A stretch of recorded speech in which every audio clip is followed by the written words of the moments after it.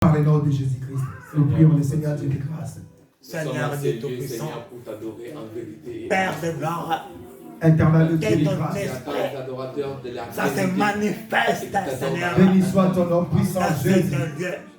Que ton esprit, Béni soit ta ça majesté, agit, éternel Seigneur, Dieu. dans cette lieu. Béni soit ta Père de grandeur, gloire, Seigneur Ton Jésus-Christ. esprit, que ça se manifeste. Béni soit de ton autorité, éternel Dieu des Ça armées. nous donne des révélations. Béni soit ta puissance, éternel Dieu de gloire. D'aller encore plus Au nom loin de avec Jésus-Christ. toi. Ça nous donne la Éternel, nous te sommes et la infiniment paix de te reconnaissants. connaître et de savoir Éternel la Dieu de grâce.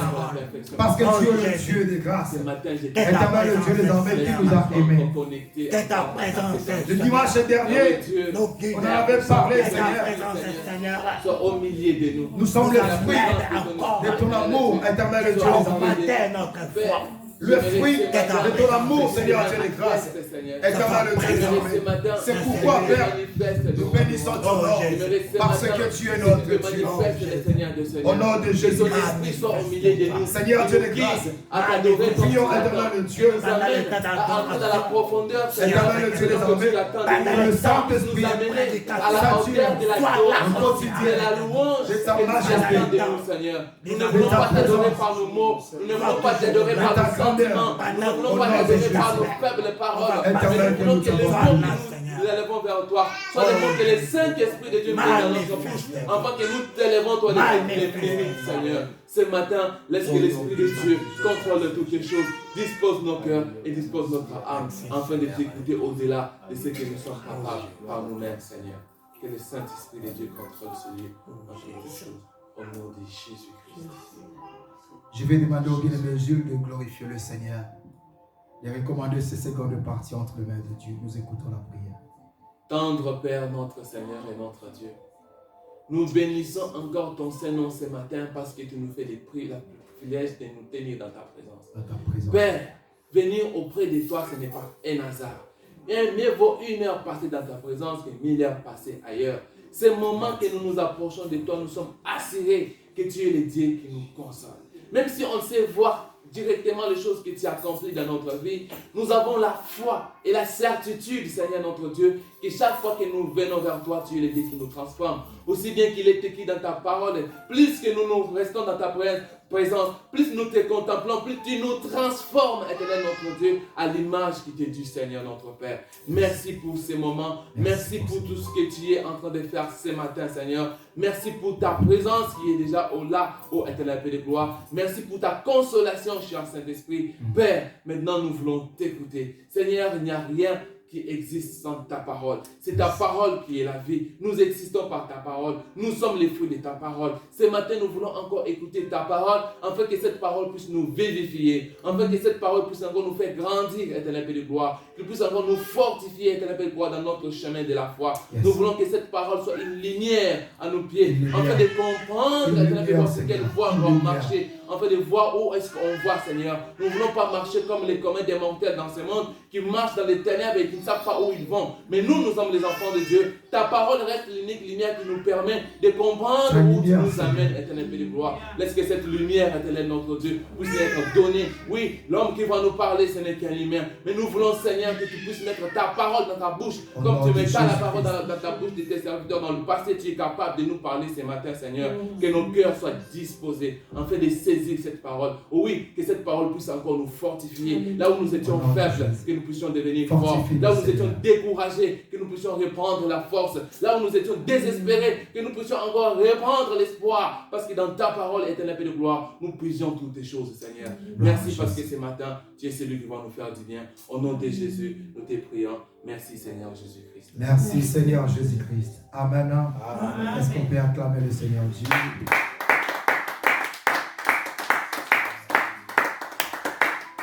Soyez bénis dans la présence de l'Éternel. Que le Seigneur nous bénisse.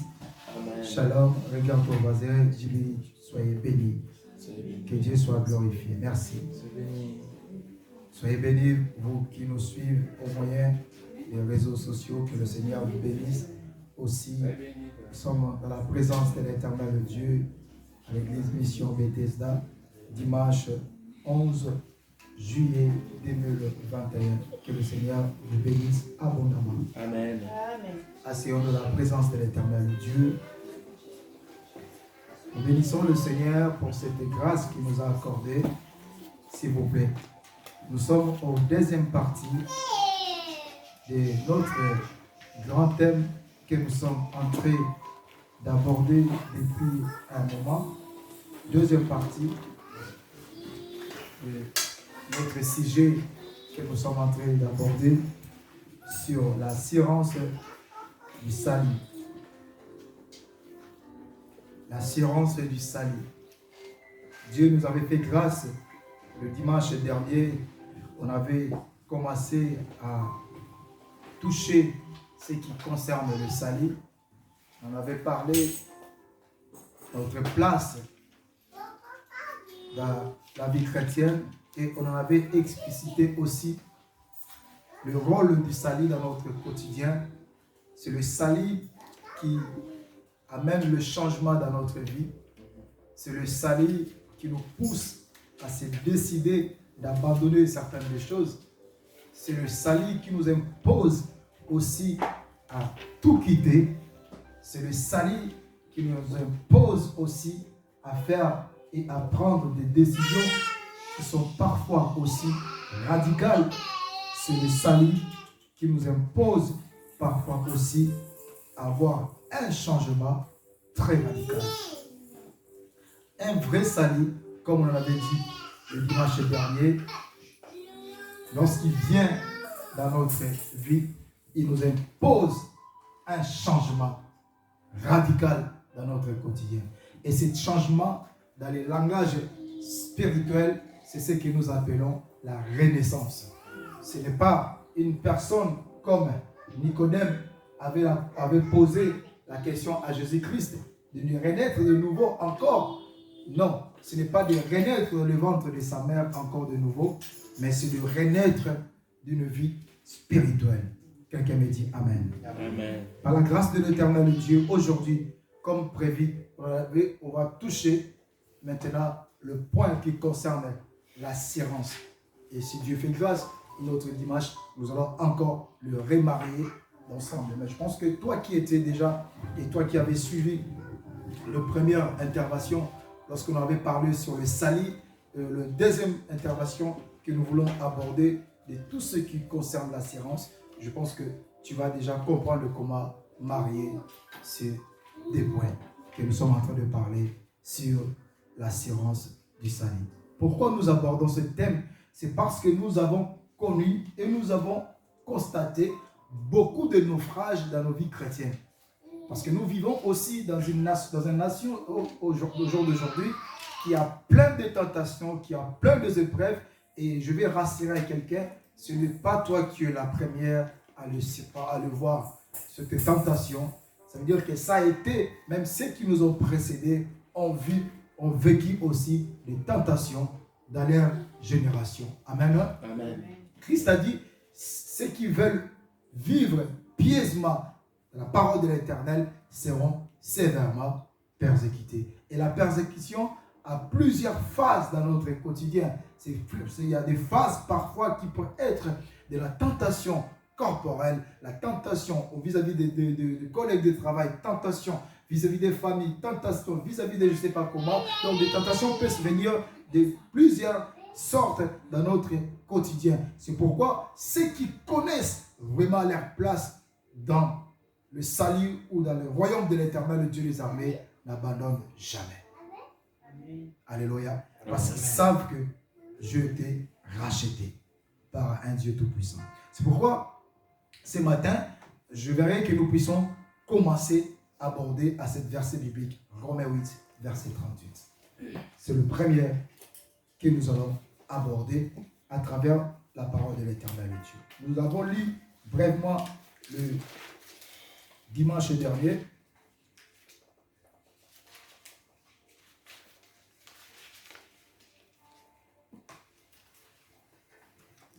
Saint-Esprit, écarte l'homme du chemin afin que toi tu puisses parler.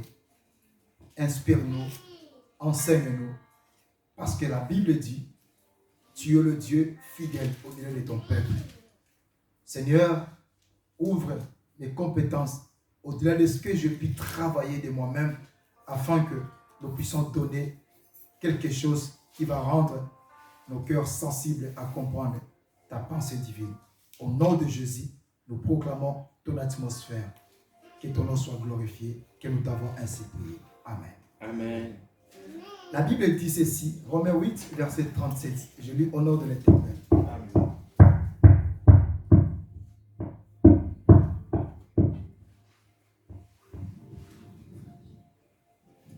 Ne laissez pas le micro aux mains des enfants.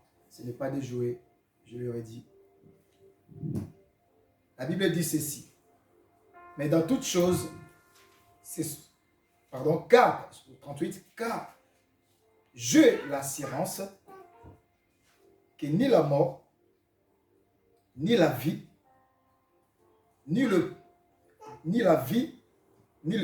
mort, ni les anges, ni la domination, ni les choses présentes, ni les choses à venir, ni le profondeur, ni aucune autre créature ne pourra nous séparer de l'amour de Dieu manifesté en Jésus-Christ, notre Seigneur.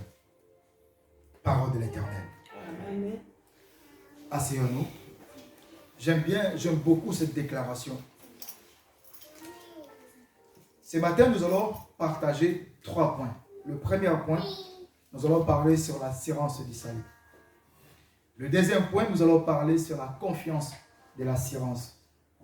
Et le tout dernier point, nous allons partager, connaître le Dieu que tu serves pour mieux le servir. Amen. Amen. C'est ces 3 points dont nous allons aborder ce matin.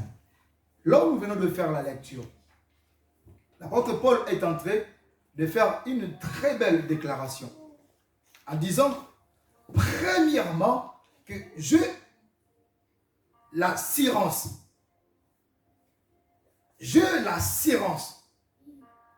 que ni la mort, vous savez, dans la vie, nous avons plein de choses qui peuvent arriver dans notre quotidien, mais face à la mort, même les hommes les plus intelligents arrivent parfois à ne pas comprendre ce que Dieu fait. Quelqu'un peut être en bonne santé et le jour au lendemain, Dieu décide que cette personne puisse partir et il part. Et la mort, je ne sais pas si vous en avez connu, moi j'ai connu plusieurs fois la mort dans ma famille et j'ai pu comprendre que la mort aussi fait partie des promesses de Dieu. Mais c'est une partie des promesses que nous avons du mal à l'accepter. Maintenant, l'apôtre Paul s'est permis à dire une chose. Il a commencé d'abord par la mort, il dit, j'ai l'assurance que ni la mort, ni les choses présentes, ni les choses qui pourraient venir dans l'avenir, ni la profondeur, ni les anges ne peuvent me séparer de l'amour de Jésus-Christ. Ça veut dire que cette personne a eu une certaine confiance vis-à-vis de ce Dieu, que la mort que même les gens ne maîtrisent pas ne peut pas le séparer de Dieu. Nous maîtrisons parfois les choses que Dieu met à notre portée, mais la mort, personne n'arrive à le maîtriser. Et ce matin, j'aimerais nous parler à comprendre certaines choses par rapport à l'assurance du salut, pour comprendre ceci. Vous allez remarquer que toute personne qui possède une assurance, toute personne qui possède une assurance, ou comme dans notre génération on dit, une mutuelle ou un compte important auprès des banques, a à lui une certaine assurance. Ça veut dire que dans son quotidien, cette personne a une assurance que mon compte bancaire qui est bien rempli, dans le cas où je vais avoir un projet, je suis persuadé que ma banque va m'accompagner. Parce que j'ai une somme très importante.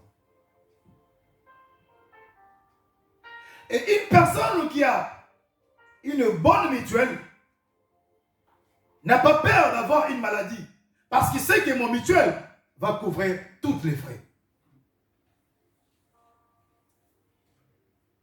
Hier, je ne sais pas si vous avez vu, lorsqu'il pleuvait, des gros granulons qui tombaient. J'ai dit à ma femme, j'ai dit, ça y est, ces bouts de glace qui tombent, parfois il abîme certains véhicules. Quand ça tombe fort, ça peut faire quelques impacts dans le capot de véhicule. Et je disais à ma femme, je dis, si il abîme le véhicule, tant pis, l'assurance va rembourser. Parce que la voiture, elle est assurée à tout risque.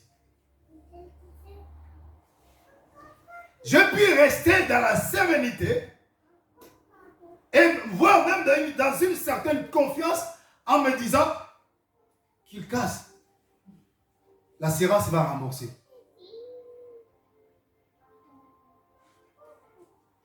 Et depuis le même hier que je puis vivre, c'était impressionnant. Un accident qui est passé sous mon nez. J'amenais ma voiture de service pour la réparation chez le mécano. Et j'étais arrêté au fait. Et un véhicule qui me dépasse à droite. Et il va tourner à droite pour aller prendre une intersection.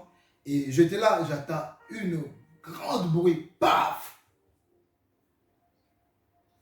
Donc, ce véhicule rouge qui m'avait dépassé, il va taper une véhicule qui était arrêté au fait, qui était juste en face où j'étais. Il faut voir l'impact que ça fait. Et dans ce véhicule, il y avait deux personnes. Je vois un jeune homme sortir de la véhicule, commencer à courir, prendre le quartier et courir, partir trop loin. Il y avait qu'une femme qui était restée à côté. Et une femme qui était à côté de moi, elle est sortie très tremblante, en train de pleurer. Elle dit, oh là, je dis, madame, calmez-vous, calmez-vous. On va appeler la police va venir, va intervenir. Parce que les deux véhicules, pour voir la manière où c'était fracassé, je puis comprendre une chose. Les jeunes hommes qui avaient pris la fuite, soit il y a des choses, l'assurance en fait partie.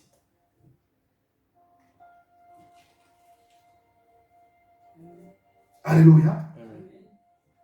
Lorsqu'on sait qu'on n'a pas une bonne assurance, lorsqu'un danger arrive, c'est par là qu'on comprend l'importance des dégâts et le niveau que je ne peux pas pouvoir supporter. Et il y en a qui prennent fuite. Mais s'il y a une bonne assurance, la personne va comprendre les dégâts et il sait que l'assurance va couvrir. Le dimanche dernier, c'était la même chose. Donc, j'ai vu des accidents. J'étais moi-même maintenant dans ma voiture et j'attends bim derrière moi. Quelqu'un est venu me rentrer derrière. Je sors, je mets 4x4, je descends au milieu de la route. Et la personne qui était derrière, il était là. Pardon, pardon, pardon. Je regarde le pare-choc derrière. Je vis, ça n'a pas fait un impact. Je dis, bon, c'est pas grave, allez-y, partez. Une assurance. Et lorsque nous possédons une bonne assurance, nous ne craignons rien. Parce que nous savons que malgré que ce sont des personnes qui vont nécessiter plein de dossiers à fournir, mais nous avons une assurance que nous payons pour que le jour où il y aura un danger, et ils vont couvrir. Et de la parole de l'Éternel, je puis comprendre quelque chose. Notre Seigneur Jésus-Christ, il nous a fait aussi une belle assurance. Alors de la parole de Dieu.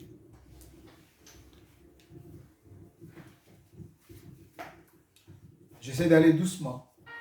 Je ne sais pas quand je vais monter, mais j'essaie d'aller doucement pour que nous arrivions à comprendre. Nous sommes dans le livre de Jean 14, verset 18. Écoutez ce que Dieu dit.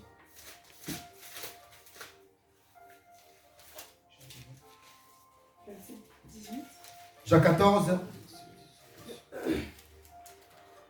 Vous pouvez commencer si vous voulez. Très bien. Commençons 15. Il dit ceci. C'est Jésus qui est en train de parler. Il dit, si vous m'aimez et gardez mes commandements, et moi je prierai le Père, il vous donnera un autre consolateur, afin qu'il demeure éternellement avec vous. Je ne sais pas si vous arrivez à comprendre la dimension de cette pensée. Afin qu'il puisse demeurer éternellement avec vous. L'Esprit, il commence à décrire cette promesse. Il dit, l'Esprit de vérité, que le monde ne peut recevoir parce qu'il ne le voit point et ne le connaît point. Mais vous, vous le connaissez, car il demeure avec vous. Il sera avec vous. Je ne vous laisserai pas orphelin. Regardez cette promesse. Je ne vous laisserai pas orphelin. Il dit, je viendrai à vous encore un peu de temps et le monde ne me verra plus dans la présence physique qui est en train de parler. Le monde ne me verra plus, mais vous, vous me verrez aussi. Et en ce jour-là, vous connaîtrez que je suis en mon Père parce que vous êtes en moi et que je suis en vous. Parole de l'Éternel. Amen. Asseyons-nous.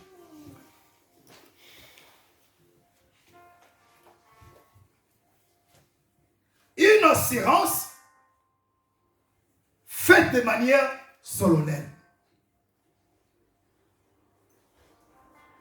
Amen. Une assurance faite de manière solennelle en disant par lui-même le Seigneur, je ne vous laisserai pas orphelin. C'est pourquoi cet homme, Paul, a compris une chose. Lorsqu'il se permet de dire, j'ai l'assurance que ni la mort, ni les anges, ni les choses présentes ne peuvent me séparer de l'amour de Jésus. Parce que celui-ci avait une assurance, avait compris réellement l'importance de promesse et de l'assurance que le Seigneur lui avait assurée.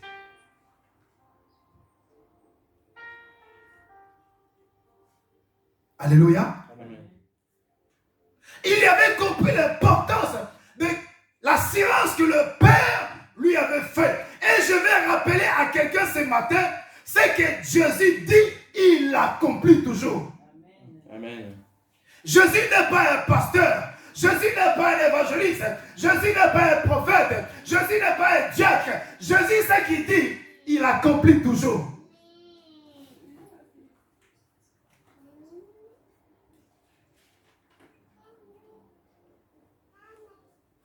Le monde ne me verra pas, mais vous me verrez. Le monde ne me comprendra pas que je suis plus là, mais vous, vous allez sentir que je suis avec vous. Et ce matin, je vais dire à quelqu'un, lorsque Paul déclarait ceci, j'ai l'assurance, ça veut dire celui-ci se disait dans son cœur, je ne suis pas seul. Avez-vous posé cette question dans votre quotidien, dans votre propre vie, lorsque les choses ne marchent pas, lorsque les choses deviennent compliquées, lorsque les choses deviennent difficiles, lorsque les choses deviennent tout noires et que tout semble noir, lorsque nos foi rencontrent des moments de difficulté, que les choses ne marchent pas, tout stagne, les choses qui marchaient avant, lorsqu'on était dans la vie païenne et nous rencontrons le Seigneur, que les choses ne marchent plus. Mais Paul a dit, j'ai l'assurance.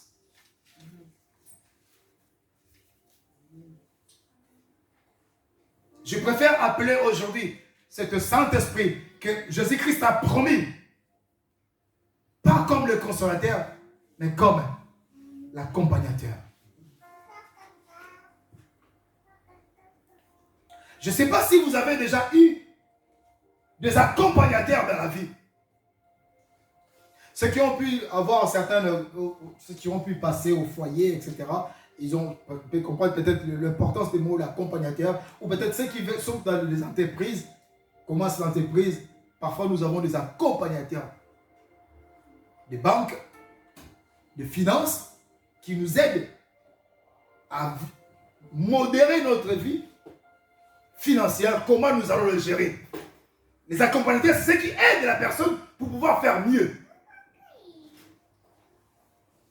Et le Seigneur a fait cette belle promesse en disant que je ne vous laisserai pas orphelin. Écoutez, il dit, je ne vous laisserai pas orphelin, je viendrai à vous. Donc ça veut dire, sur le point physique, il va y avoir une certaine disparition que je ne serai plus avec vous, sur le point physique. Mais, je vous fais une promesse, je serai avec vous. Et, le fait d'être avec vous, parce que je vis en vous, mais je ne vous laisserai pas non plus, je viendrai vous en chercher aussi. C'est pourquoi Paul a compris que je peux passer des moments difficiles, l'accompagnateur est là. Je peux passer le moment où le souci est là, l'accompagnateur est là. C'est pourquoi ce matin, je vais dire à quelqu'un, est-ce que tu passes le temps à entretenir avec l'accompagnateur? Parce que c'est l'accompagnateur qui assurera ton salut.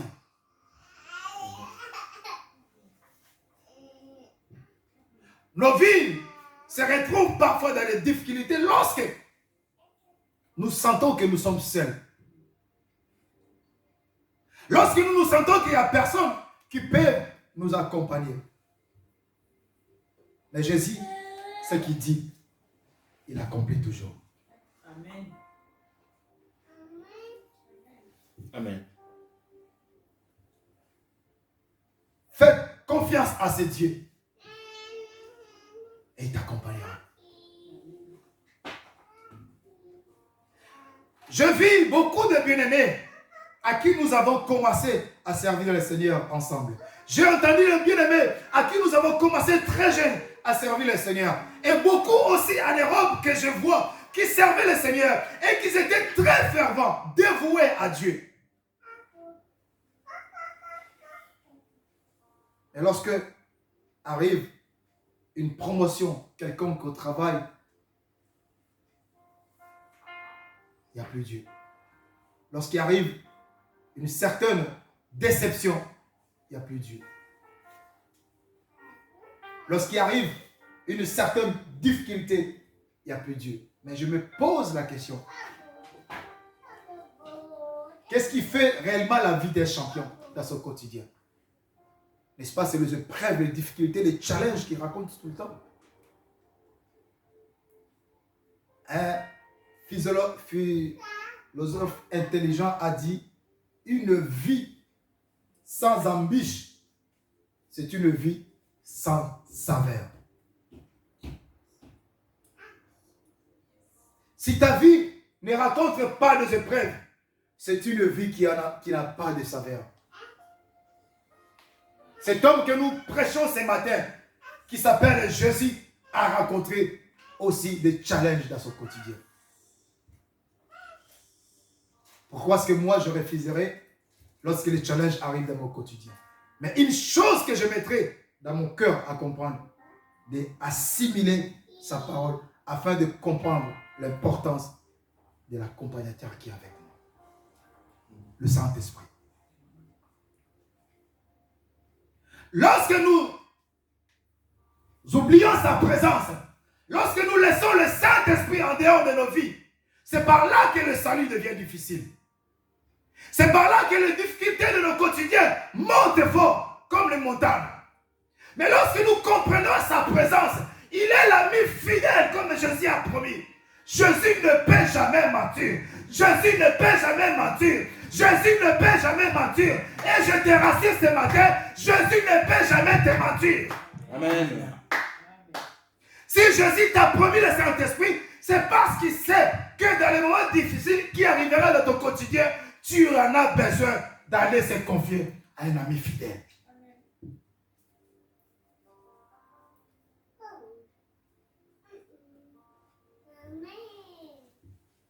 L'accompagnateur. Écoutez, en ces jours-là, vous connaîtrez que je suis à mon Père parce que vous êtes en moi. Je suis à mon Père parce que vous êtes en moi. Non, tu n'es pas seul. J'aimerais qu'au fond de ton cœur, que tu puisses te dire, je ne suis pas seul. Je ne suis pas seul. Malgré les difficultés, je ne suis pas seul.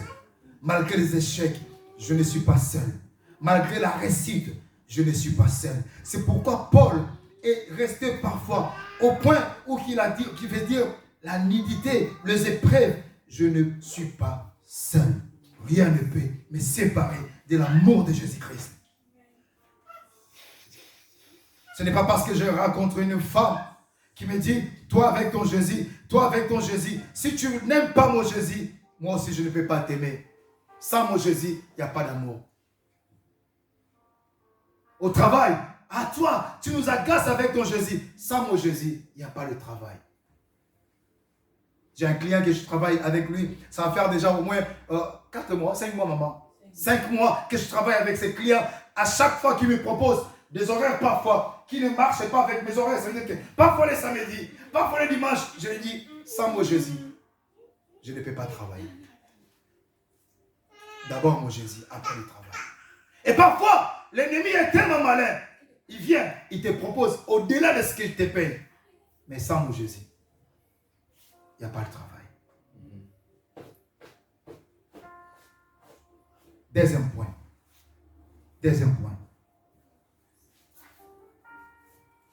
La confiance de l'assurance.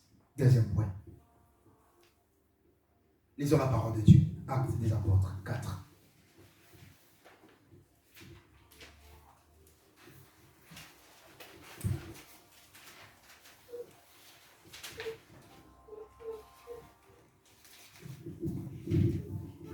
Une très belle histoire.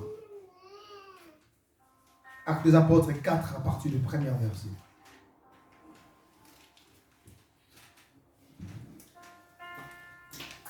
Je lis au nom de l'Éternel. La Bible dit,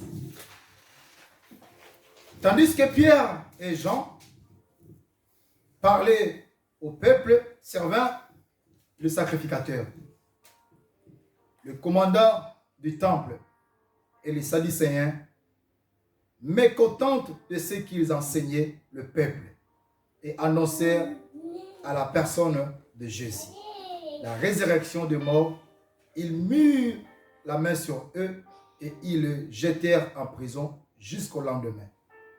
Car c'était déjà le soir. Cependant, beaucoup de ceux qui avaient entendu la parole crurent. J'ai souligné dans ma Bible, ils avaient entendu la parole et crurent. Dans ma Bible, j'ai souligné crurent.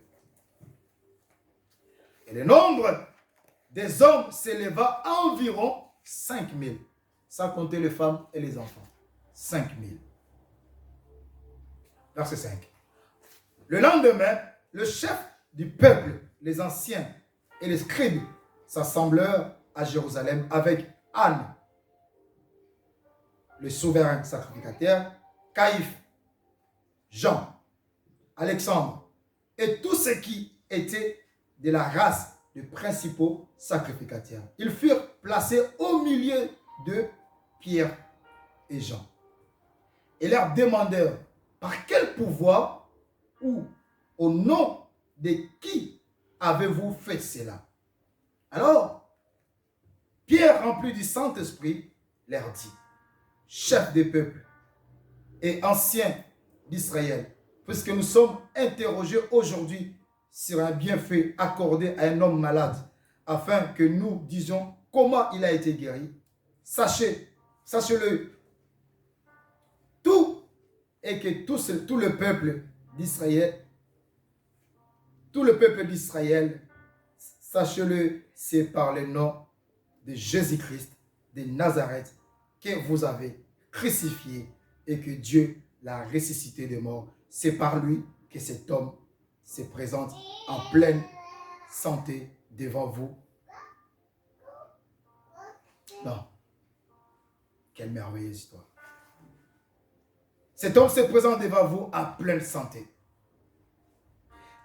Jésus est la pierre rejetée par vous qui bâtissez est devenue la principale des langues. Gloire à Jésus. Verset 12. Verset 12. Il n'y a de salut en aucun autre, car il y a sous le ciel aucun autre nom qui a été donné parmi les hommes par lesquels nous devions être sauvés. Lorsqu'ils virent l'assurance de Pierre et Jean, ils furent étonnés, sachant que c'était des hommes de paix, des instructions. Parole de l'Éternel. Asseyons-nous.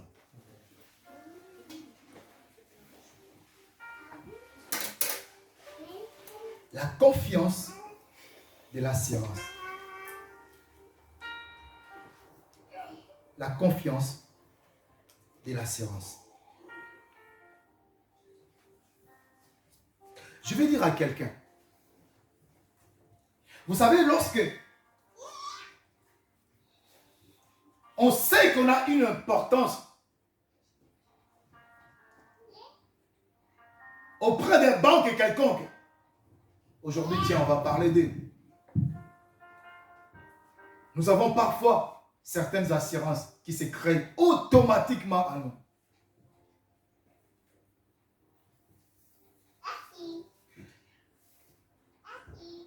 Est-ce que vous savez que tout le monde qui a une compte, tout le monde n'a pas le même carte bleue que nous utilisons? Et tout le monde n'a pas aussi le même privilège. Vous pouvez être aux mêmes banques que n'importe quelle personne, que je n'ai pas envie de citer les noms ici. Il peut être à la banque telle, et toi si tu es dans cette banque-là, mais vous n'avez pas le même privilège. Ces hommes savent comment leur compte pèse auprès de leur banque. Allez travailler. Je bénis le Seigneur, j'ai un travail merveilleux. Et ce qui me fait permettre de rencontrer des gens parfois qui ont de l'argent. Le jeudi dernier, j'ai rencontré un collègue qui était venu me filer un coup de main pour finir un chantier. Et on était en train de sortir pour aller chercher à manger. Et comme dans une résidence où nous étions en train de travailler, c'est une résidence que les hommes qui ont l'argent, vous savez, à Lyon, il y a certains coins que tu ne peux pas rentrer aussi comme ça si on ne trouve pas leur résidence. Alors, il y a un coin, tu vois seulement une muraille grave. Mais lorsque tu rentres, tu vois des immeubles au milieu, terrain de tennis, terrain de, je ne sais pas, golf, il y a piscine ensemble. Et tous les gens qui vivent dans cette résidence-là, ce sont des gens fortunés.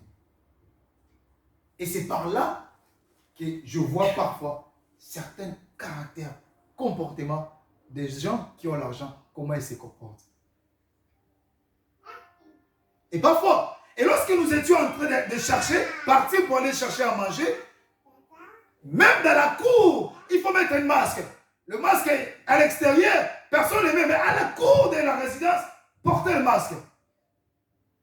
Certaines disciplines, parfois les récalcitrants comme nous, ça ne manque pas. Je n'avais pas les masques, alors qu'eux, ils avaient les masques et mon collègue n'avait pas les masques.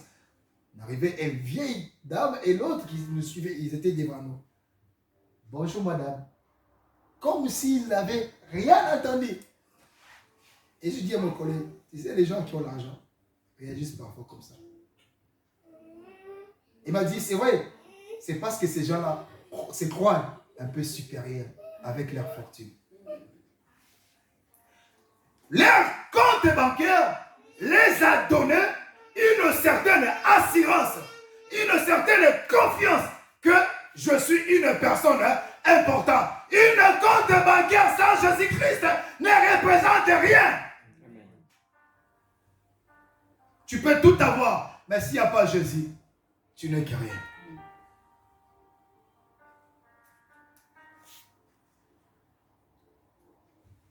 Précédemment, je travaillais à un chantier. Lorsque j'ai fini mon chantier et je prenais l'ascenseur pour descendre, j'en ai croisé une qui me dit, monsieur, je me suis arrêté. Je dis, oui madame, qu'est-ce que vous voulez me dire? Est-ce que vous avez fini de travailler? Parce que le bruit, ça nous dérange un petit peu. Je dis, madame, moi j'ai fini et mes collègues n'ont pas fini. Et il m'a regardé. Il m'a dit, je ne vais pas le répéter parce qu'il y a un gros mot qui vient derrière. Je lui ai dit, merci, bon appétit madame. Et ça l'avait agacé encore. Je suis parti, j'ai vu mon client, je lui ai dit, j'ai été mal parlé tout à l'heure avec une dame. Il dit, oh laisse tomber ces gens-là, ils se croient supérieurs. J'avais dans mon cœur, vous savez, cette colère spirituelle qui monte dans nos cœurs parfois pour dire, madame, la vanité de vanité, tout est vanité. Tu partiras, mais ton argent ne t'amènera nulle part. J'ai l'assurance que ni la mort, ni la vie ne peut se séparer de l'amour de Jésus-Christ. Ici, là, nous venons de faire la lecture. La Bible dit, l'apôtre Pierre et Jean enseignaient la parole et les gens qui étaient contre, parce qu'à un moment, ils avaient interdit de parler de Jésus, de faire un miracle ou je ne sais pas comment. Mais c'était strictement interdit de tout.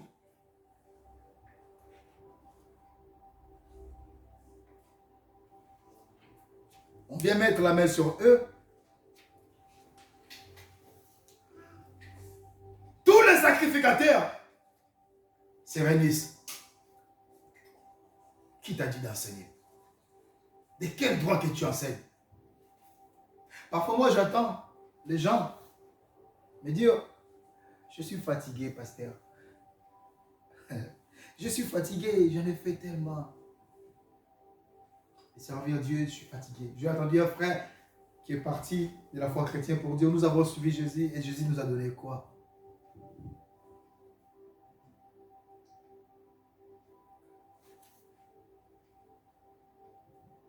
Il peut avoir 15 000 personnes. Les gens peuvent se réunir pour te pousser contre les murs, vraiment, en te disant, pourquoi tu crois à ce Dieu?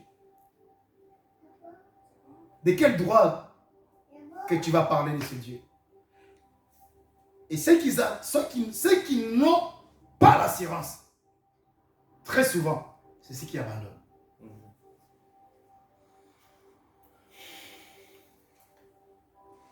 La manque de confiance vis-à-vis de Dieu et de l'assurance vis-à-vis de ce Seigneur fait que lorsque nous rencontrons des difficultés dans nos vies chrétiennes, nous abandonnons le Seigneur. L'apôtre Pierre et Jean savaient ce qui les attendait derrière. Savaient qu'il y avait une recommandation qui va être difficile, qui pourrait les attendre derrière. Parce que tous les sacrificateurs, tous les anciens étaient réunis. Ils les ont mis au milieu. Parce que c'était interdit de parler de ce Jésus. Mais la Bible dit, lorsque ces hommes ont commencé à parler, vous savez bien aimé, personne, il y a certaines fois dans nos vies, les gens peuvent nous condamner ton Dieu, diminuer ce Dieu, critiquer ton Seigneur. Mais si tu te tais, ces gens-là auront toujours une supériorité sur toi. Mais parfois, il ne nous suffit pas de nous taire, mais d'expliquer de quel Dieu à qui nous avons cru. L'apôtre Pierre n'avait pas besoin de faire de Genèse jusqu'à l'Apocalypse pour montrer qu'il était chrétien. Il a simplement dit, aujourd'hui, parce que vous nous interrogez à propos de cette personne que nous avons prié qu'il est guéri, ce n'est pas nous qui l'avons fait cela, c'est cela. Ce n'est que c'est Jésus dans lequel vous avez été crucifié, c'est lui qui a fait ce miracle. Mais dans les oreilles des gens qui entendaient, ils se sont dit d'ailleurs que ces hommes sont des gens qui ont de belles instructions. Ceux qui sont en train de dire, il faut que c'est Dieu qui peut mettre en eux pour qu'ils puissent dire. Ça fait un lève-toi, on ne dort pas à l'église. Alléluia. Amen. Ces gens-là, ils se sont dit, non, non, non, non. La manière de parler, ça ne peut être que Jésus. Pourquoi nous nous taisons parfois? Pourquoi nous nous taisons lorsque parfois nous sommes interrogés? Jésus n'a pas dit allez défendre quoi? Parfois il a dit allez, moi je mettais ma parole sur vous. Et je pense que ces jours-là, ce n'était pas Pierre qui parlait, c'est le Jésus qui parlait allez. Parfois Seigneur, il nous met face à ces challenges pour que lui, il puisse parler à nous vis-à-vis de nos amis, de nos collègues, de nos frères, de nos familles. C'est pourquoi ta vie chrétienne doit être connue de tous.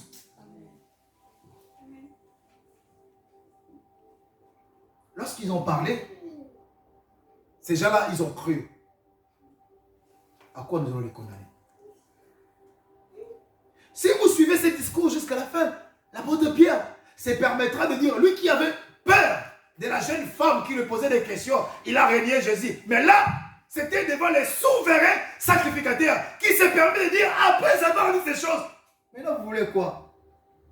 À qui nous allons respecter? Dieu ou vous?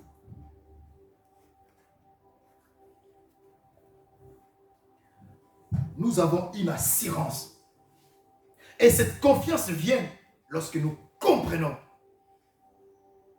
par quelle personne à qui nous sommes assurés. Amen. Je vais poser la question à toi qui m'attends ce matin. À qui t'as assuré ta foi? Parce que mon épouse, mon mari, mon frère, ma soeur, mes amis peuvent me dire abandonne ce Dieu parce que ça ne t'apporte rien. Mais j'ai une confiance et une assurance. Ce Dieu, il m'a assuré.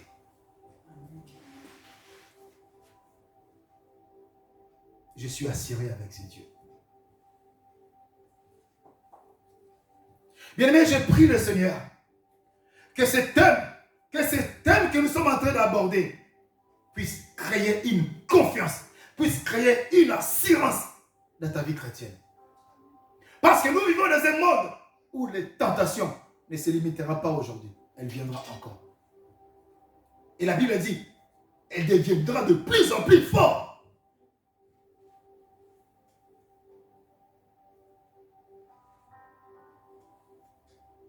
Moi, j'ai grandi en Afrique.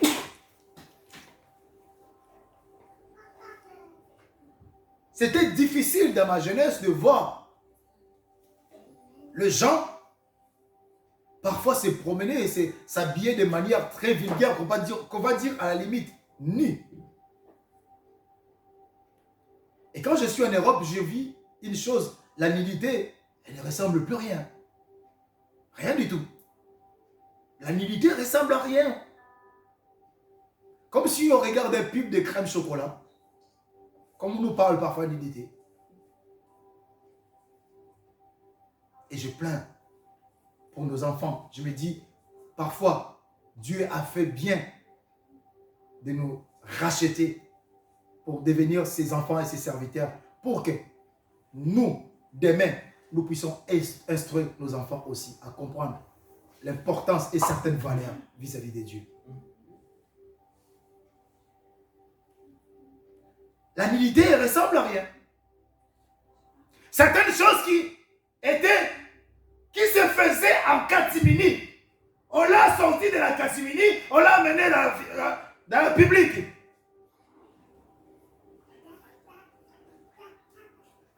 C'est devenu normal.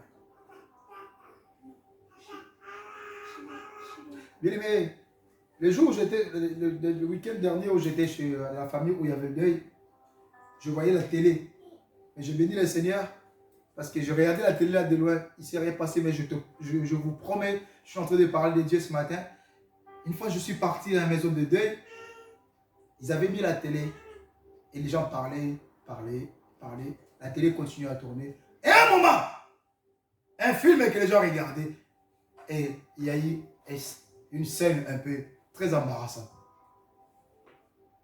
Et ça a duré longtemps. Tout le monde était. Vous voyez, oui, vous voyez, maintenant, qui va attraper la télécommande?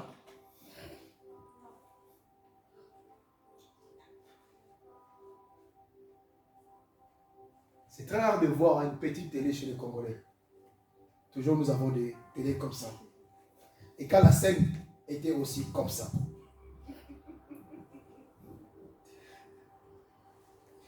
Et tu vois les gens parler, oui, mais la télé, elle est devant vous.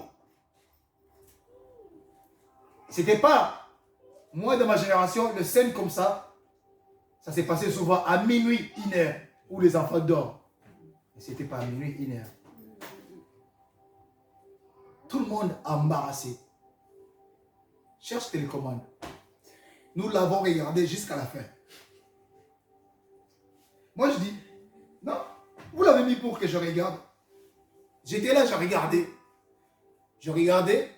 Parce que vous l'avez mis pour que les gens regardent. La scène était bien. Bref. Il faut comprendre que l'assurance que tu as, même si le monde se réunisse pour te dire de ton Dieu, tu ne l'abandonneras pas.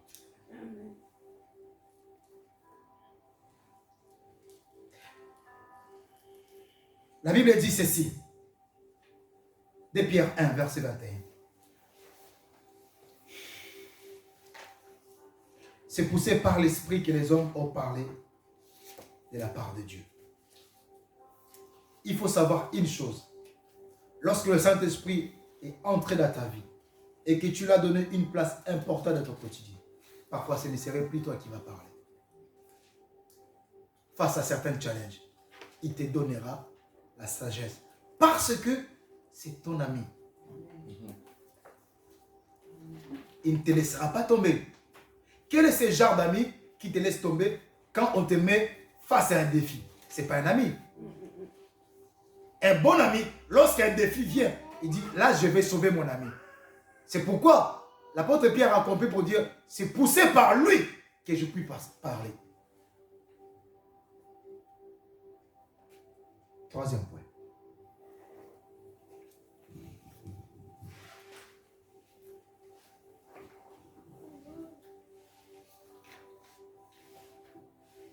Troisième point. Troisième point, nous sommes en train de parler, c'est connaître le Dieu que tu sers pour mieux le servir. C'est ça le problème que nous avons aujourd'hui. Est-ce que tu connais ton Dieu? Parce que l'apôtre Pierre pourrait aussi dire, face à toutes ces personnes qui se réunissent contre moi parce qu'ils sont des hommes importants, ok, j'abandonne.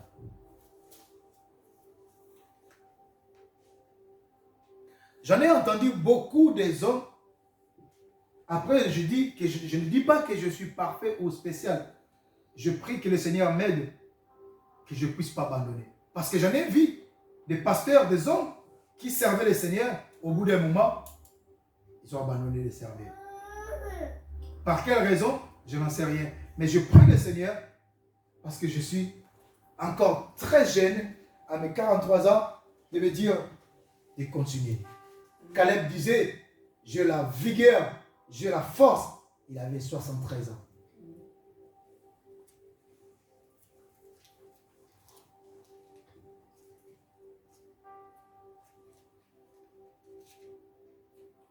N'abandonne pas.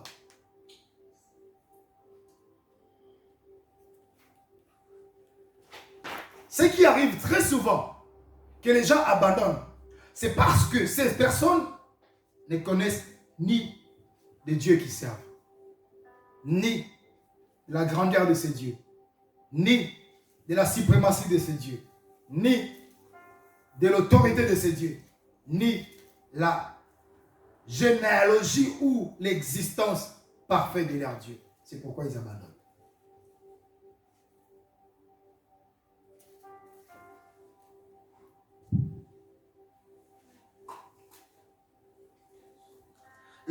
ne connais pas ce Dieu, tu auras les difficultés.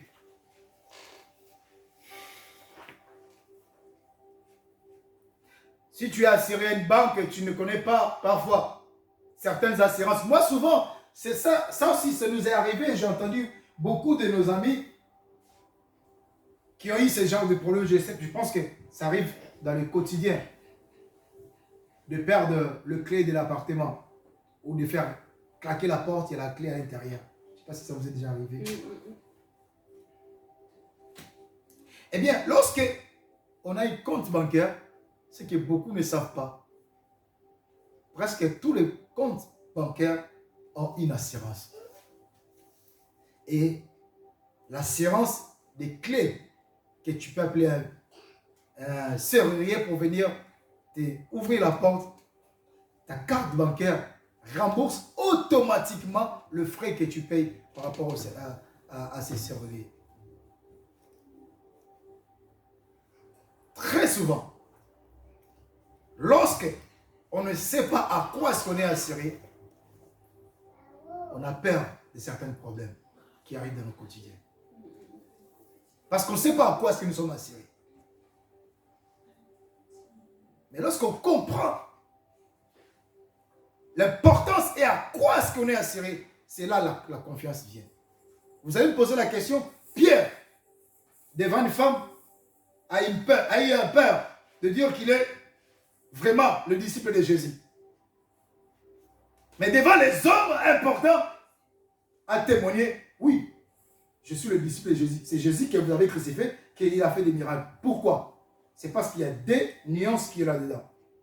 Le premier, lorsqu'il avait nié Jésus, le Saint-Esprit n'avait pas encore boosté sa vie. Et c'est ce qui arrive parfois dans notre quotidien. Pasteur, j'en peux plus. Pasteur, je ne sais pas. Je suis fatigué. Et mais parfois, quand j'entends les gens, si je suis fatigué, oh là là, allez poser parfois la question à ma femme. Parfois, il va vous dire, parfois nous sommes très fatigués, chargés. Et parfois, je suis obligé de tenir debout pour venir parler. Et docteur Amos nous avait parlé surtout sur ces points-là demain. C'est la vie des gens que nous portons. Et ça, ce n'est pas une mince affaire. De dire, je suis fatigué. En aucun jour, je montrerai ma fatigue devant vous. Jamais je vous montrerai. Mais ceux qui vivent avec moi savent parfois quand je suis fatigué, épuisé. Alors, la confiance la vient lorsqu'on comprend. Pierre, devant le souverain sacrificateur, il a témoigné Jésus parce que le Saint-Esprit est là. Et lorsque dans nos vies, nous comprenons vraiment l'importance du Saint-Esprit, nous marchons avec lui, nous cohabitons avec lui, nous travaillons avec lui, nous conversons avec lui. Il devient l'ami par lequel nous parlons chaque fois. Quand les problèmes arrivent, nous ne tremblons pas. Parce que nous savons qu'il est là. Si je tombe, il tombe aussi. Donc il ne tombera pas, il me lèvera. Amen. Quelqu'un me dit Amen. Amen. Comprendre le Dieu que tu sers. Matthieu 16, verset 15 jusqu'à 16. Jésus posa la question à ses disciples. Il les a dit, de qui dites-vous réellement que je suis?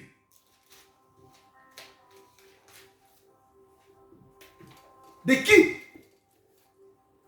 Qui dites-vous vraiment que je suis? Parfois, les gens servent le Seigneur, mais ne connaissent ni l'existence de ce Dieu, ni la suprématie de ce Dieu, ni l'importance de ce Dieu, ni la grandeur de ce Dieu. Automatiquement devient pasteur, serviteur, mais on ne connaît ni la grandeur de ce Dieu. C'est pourquoi je veux dire ce matin, ces gens-là abandonnent parce qu'ils n'ont jamais su comprendre quel Dieu à qui ils servaient.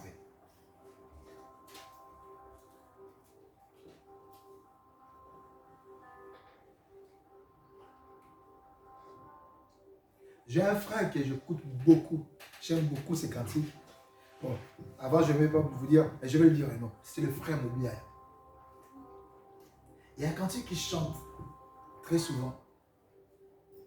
Atanapasi, ataminyoko, nakosimbase, kombona Yesu. Atabaninga, bakoki mangaye, nakosimbase, kombona Yesu. Atanga makambo ezo simbate, ezo beba kaka, nakosimbase, kombona Yesu. Il dit, même dans les moments de difficultés, même mes amis me fuient, même mes affaires ne marchent plus, je m'accrocherai toujours avec ce Dieu. Amen. Pourquoi? Parce qu'il a su comprendre quel Dieu il sert. Maintenant, c'est par ici que je vais terminer. Est-ce que tu connais ton Dieu? Est-ce que tu connais réellement l'importance de ton Dieu? Pose toi-même la question. Que le Seigneur bénisse sa parole. Amen. Amen.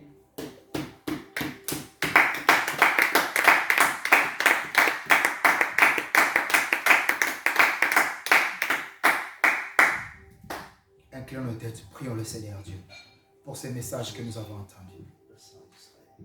Prions le Seigneur. J'aimerais que tu puisses parler à ton Dieu.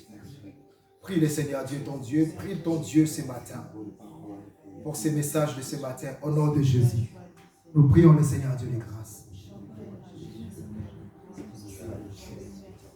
Père, la parole entre nous pour que ça produise. Béni soit ton nom, Jésus. Béni soit ton nom. Béni soit ton nom, Seigneur. Béni soit, éternel, ta majesté.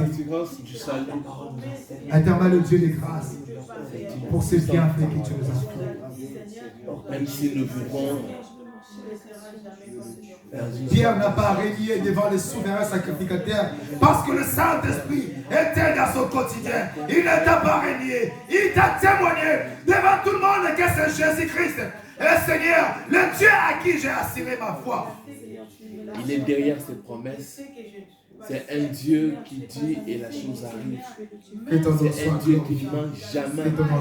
Tout ce qu'il a dit. Éternel Dieu des armées, pour ces moments, je te servirai à jamais parce que tu es fidèle. Je te servirai à jamais parce que tu t'es donné sur la croix de Golgotha afin que ma vie soit sauvée. C'est pourquoi je te servirai. Qu'est-ce qui peut t'échapper à ma vie? Rien ne t'échappe au contrôle de ta vie. Rien n'échappe à ton contrôle. Parce que tu connais ma vie. Parce que c'est toi qui es le créateur de ma vie, éternel Dieu. Mon travail, c'est de demeurer dans ta présence afin de te servir pour toujours. Mon Dieu,